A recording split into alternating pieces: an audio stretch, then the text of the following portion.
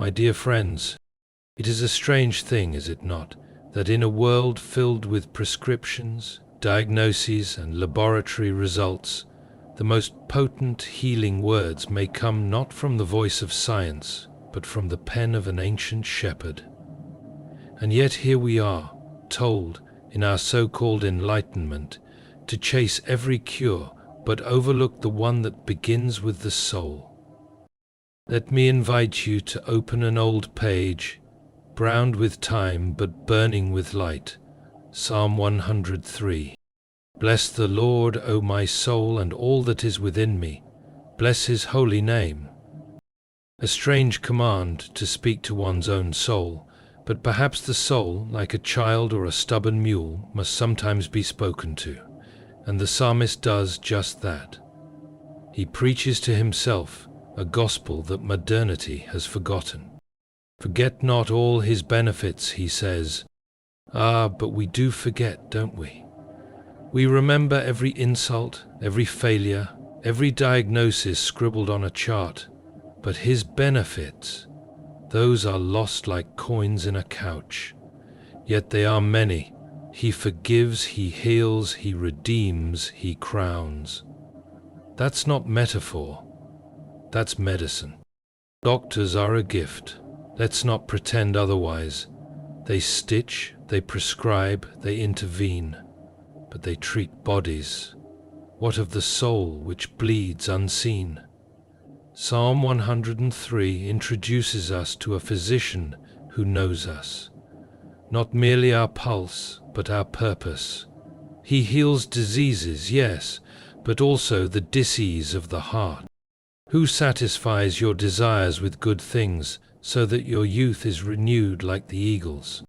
Here, a mystery wrapped in metaphor. The eagle does not live without storms. It is precisely because of the wind that it soars. Youth, then, is not a number. It is a renewal of trust, a resurrection of wonder. But this psalm is not naive. It does not pretend that life is easy. No, it dares to speak light into the very shadow of despair. Its healing comes not from denying affliction, but from placing it in the hands of one who transcends it. My friends, Psalm 103 is not a chant nor a charm. It is a window into a kingdom where the soul is known, loved, and restored. Doctors may not write this on your prescription pad, but perhaps they should, for though it may not cure cancer, it might just cure bitterness.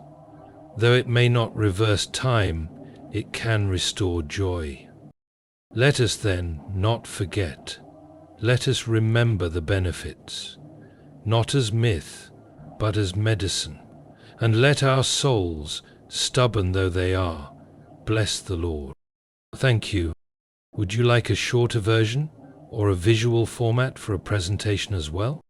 It is a curious thing that in an age where every ache of the body is met with a prescription, we have so few remedies for the ailments of the soul. We speak fluently of inflammation and infection, of antibodies and diagnoses, yet we falter when it comes to sorrow, weariness, or the kind of tiredness that sleep cannot fix. There exists, quietly tucked between the ancient pages of Scripture, a healing word, a psalm not handed out by doctors or advertised on billboards, but one that has restored the hearts of the broken for generations. Psalm 103 does not promise immortality, but it does offer something strangely more powerful: wholeness, the kind that begins deep within and moves outward like light through stained glass. Bless the Lord, O my soul, the psalmist begins, and with this line something profound occurs. He does not speak to God, nor to others. He speaks to himself. It is as though the soul, so easily distracted, so often discouraged, must be summoned, like a reluctant traveler, back into awareness. And what does he say to it? He says, "Forget not all his benefits." The mind forgets what the soul must remember. The body aches, and we remember every pain. But the goodness of God? That drifts away like mist in the morning sun unless deliberately recalled. And so, he lists them. Not in theological abstraction, but in lived reality. Forgiveness, healing, redemption, mercy and renewal. These are not poetic flourishes. When the psalm says that God heals all your diseases, it does not mean that life will be untouched by sickness. We know better than that. But it dares to suggest that healing is not only found in the removal of symptoms, but in the presence of someone who knows us deeper than symptoms. Doctors may treat infections, but they cannot always treat despair. They can prescribe medication, but they cannot touch meaning. The healing of Psalm 103 is layered.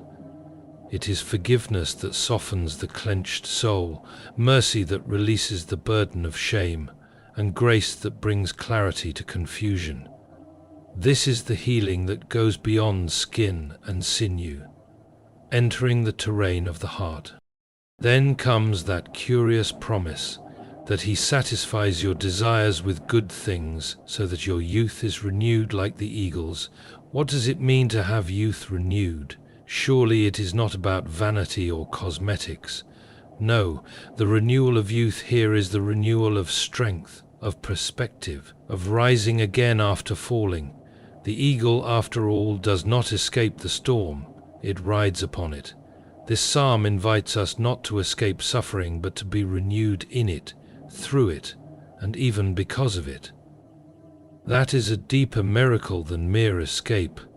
That is transformation.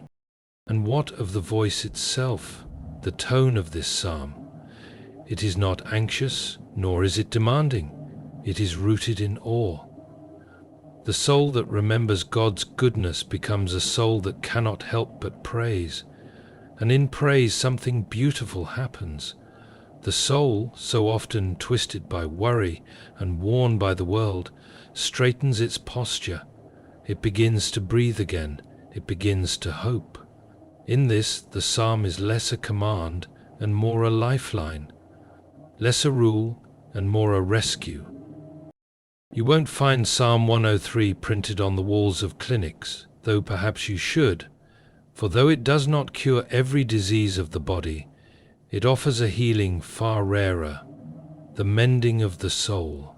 And it is in that mending, often quiet and unseen, that true restoration begins. It begins with a curious command, "Bless the Lord, O my soul," not a statement of praise, not a spontaneous overflow of joy, but a directive, one the writer gives to himself. This is no ordinary prayer. It's the deliberate turning of the soul back toward the source, and that in itself is a kind of healing. In our world, when the body falters, we call a doctor. When the bones ache or the blood betrays us, we seek interventions, tests, answers. But what of the soul? What of that inner chamber where despair collects like dust, where bitterness pools like stagnant water? There are no injections for grief, no surgeries for guilt. Yet here, in the old poetry of Psalm 103, lies a map to restoration. Not just spiritually, but emotionally, even physically. Not as a replacement for medicine, but as its complement, indeed as its foundation. To say "bless the Lord" is to lift one's eyes. To speak it to the soul is to awaken what has grown dull and sluggish. The psalmist, like someone shaking off sleep, urges his innermost self to remember, to return, to rejoice. And what is he remembering? "Forget not all his benefits," he says, not because they are few, but because they are many, and the soul, if left unattended, forgets what is most vital. Here the list begins. He forgives, he heals, he redeems. These are not lofty theological terms, but lifelines. Forgiveness, not just as an abstract release, but as a healing balm for shame. Healing, not always in the dramatic reversal of illness, but in the presence of peace where anxiety once reigned. Redemption, not as a vague hope, but as a rescue from the pit, the deep places, the sunken places, where we have no footing of our own. It is easy to grow cynical in a world that seems more broken each day. To speak of healing that comes from ancient words may seem quaint, even irresponsible to some. But anyone who has known sleepless nights of regret, or the emptiness of success without meaning, knows that the body is not the only part of us that cries out for help. Psalm 103 does not promise a life without pain. It offers something bolder, a life in which pain is not the final word, in which suffering is acknowledged, but not surrendered to. It does not pretend that we are unbreakable. It simply reminds us that we are not abandoned. And then the psalm turns upward, lifts us with it. Who satisfies your desires with good things, so that your youth is renewed like the eagle's? Not a promise of perpetual youth, not a defiance of age, but a quiet miracle of endurance. The eagle does not escape the storm. It embraces it, soaring higher because of it. This is the kind of renewal that Psalm 103 speaks of. Not naive optimism, but strength that returns, vision that clears, joy that surprises us even in the midst of trouble. It is the recovery of resilience. It is the soul remembering how to fly. This is a psalm that rewires the heart. Not because it removes all that hurts, but because it reminds us what is truer than the pain. In speaking these words, the soul is brought back to center, not to denial, but to deep recognition that we are known, we are held, and we are being made whole. Healing in this ancient song is not a flash of lightning, but a rising sun. It is slow, steady, and sure, and perhaps that's why no doctor prescribes it. It cannot be bottled, cannot be measured, but it can be received, and for those who do, the benefits, though forgotten by the world, are remembered in heaven. There is something wonderfully strange about the way Psalm 103 begins. The writer doesn't address a crowd or even God, not at first. He speaks to himself, "Bless the Lord, O my soul." In that simple line is the recognition that the soul must be called to attention, like a forgetful child or a weary traveler.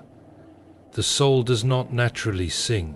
It must be reminded, and perhaps that is the first sign of healing, not the disappearance of pain, but the awakening of praise. The psalmist knows something that modern minds often forget, that gratitude is not merely a reaction to joy, but a doorway to it.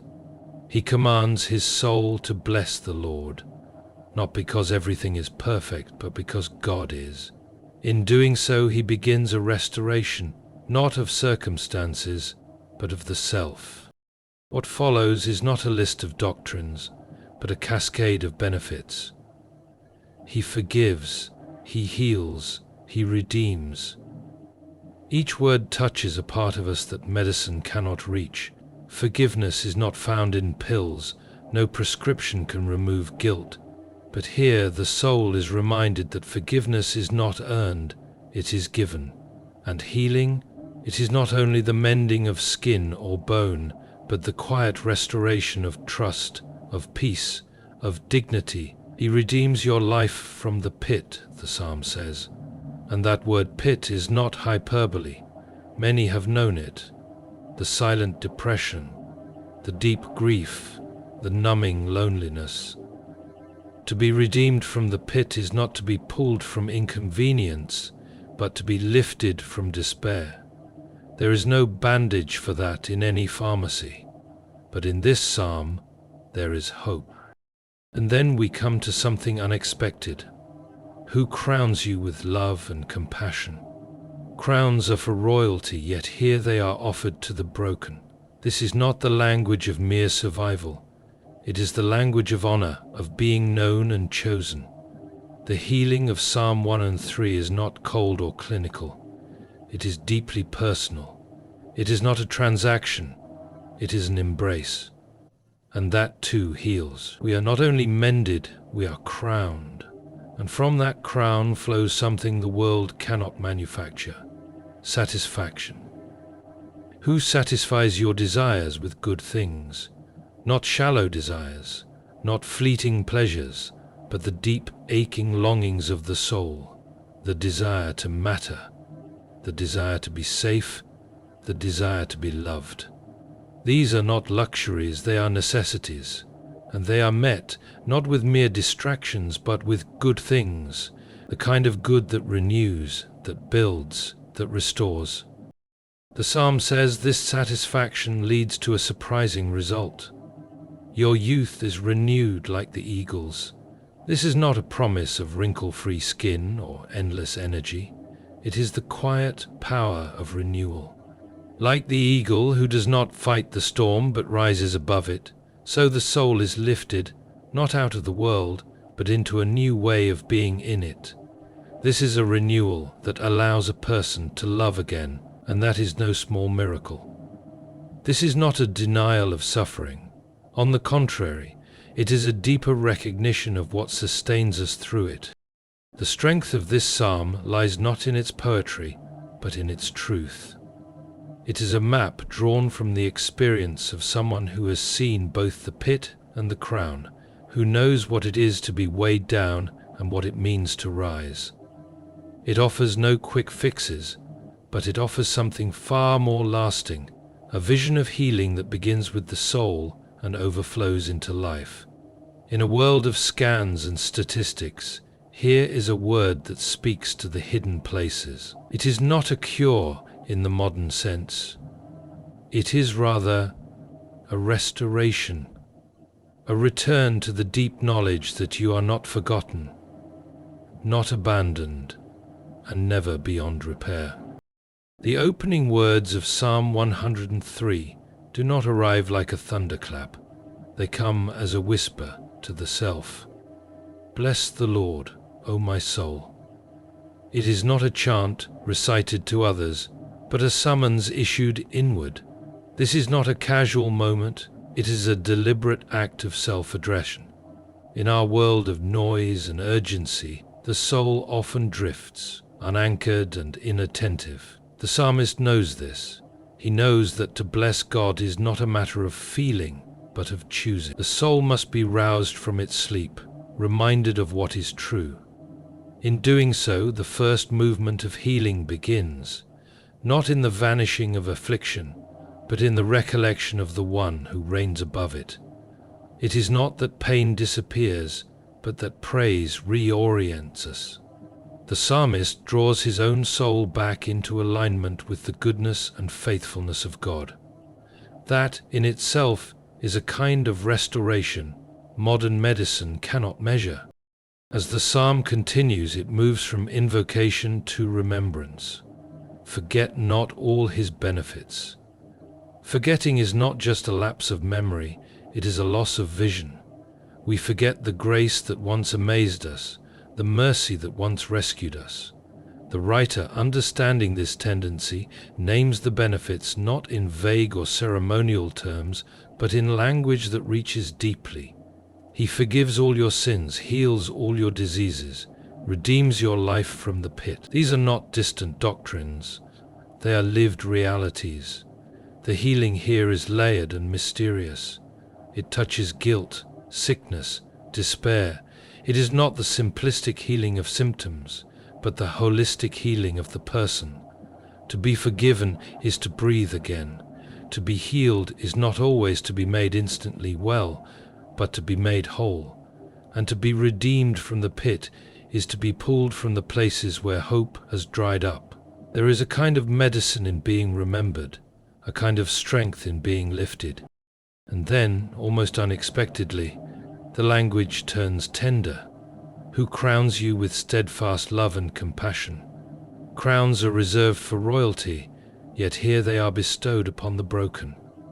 This is not a God who only mends wounds, but one who adorns the wounded with dignity. The healing that Psalm 1:3 speaks of does not simply restore us to function, it restores us to value. We are not only saved, we are honored. Steadfast love and compassion are not emotions that flicker and fade. They are enduring commitments, set upon us like a crown, and it is from this crowning that something even deeper begins to flow: satisfaction. Who satisfies your desires with good things?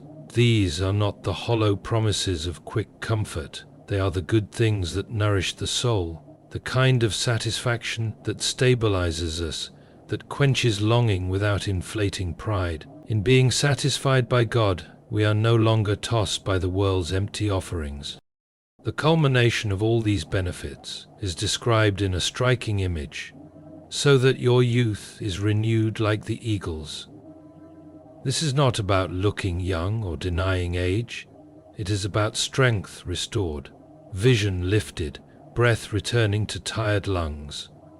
The eagle does not flee from the storm. It rises on its wings. So it is with the one whose soul is anchored in God's goodness. Renewal does not mean evasion of hardship. It means being transformed by it. There is a kind of youth that age cannot take. A resilience, a joy, a fire that flickers back to life when we are satisfied by truth, steadied by mercy, and crowned by love. This psalm does not offer a cure that erases pain. It offers something rarer, a healing that dignifies it, that walks through it with us, and that calls us back again and again to remember what the soul was made to know. There are few things more personal than the quiet conversations we have with ourselves. Psalm 103 begins with just such a moment: "Bless the Lord, O my soul." Not a word for the crowd, not a performance of devotion, but an inward address. The psalmist is not preaching, he is awakening. The soul, after all, does not spring naturally toward praise. It forgets, it drifts, it grows heavy, and so the writer calls it back, not by force, but by invitation. In a world that often waits for joy before offering thanks, here is a reversal. The soul blesses God before it feels blessed. Praise, then, is not a reaction, it is a remedy. To speak praise to the self is to realign the heart, to remind it that it is held even when it feels scattered. That first whispered command to the soul is the first step of healing. Not flashy, not immediate, but profoundly real. Forget not all his benefits. The psalmist knows what we are prone to forget. Not our troubles. Those stay vivid and loud, but his goodness, his faithfulness, his interventions, those fade unless we fight to remember them. So the list begins. He forgives all your sins, heals all your diseases, redeems your life from the pit. These are not soft, sentimental ideas. They are declarations forged in experience. Forgiveness is not a vague spiritual notion. It is a lifting of shame. It is the unshackling of the past. And healing, it does not always come as the body's cure, but often as the soul's quiet mending, the peace that returns after long nights of fear, the joy that finds its way back after years of sorrow. Redemption from the pit is not poetic flourish. It is the lived rescue from despair, from the hopelessness that convince you nothing will ever change. In these verses, healing is not presented as escape from pain, but as God's companionship in the midst of it. That the psalm does not stop at rescue, it moves on to restoration. Who crowns you with steadfast love and compassion.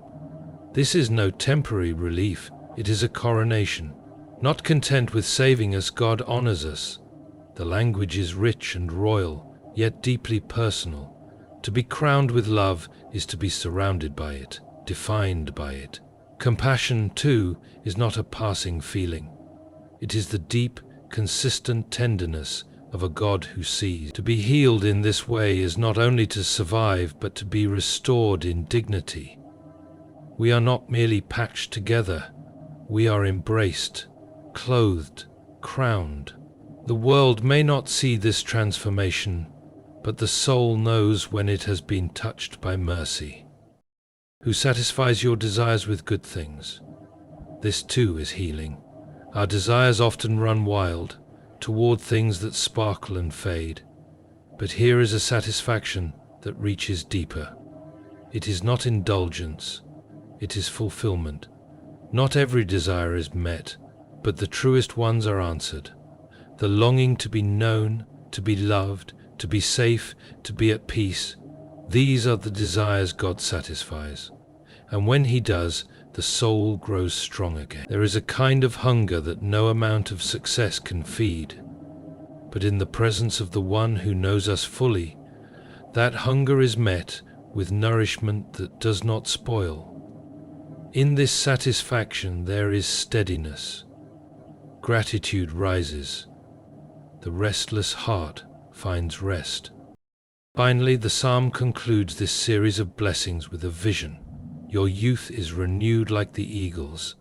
It is not a promise of turning back the clock, but of finding the strength to rise again. The eagle does not flee storms, it uses them to ascend.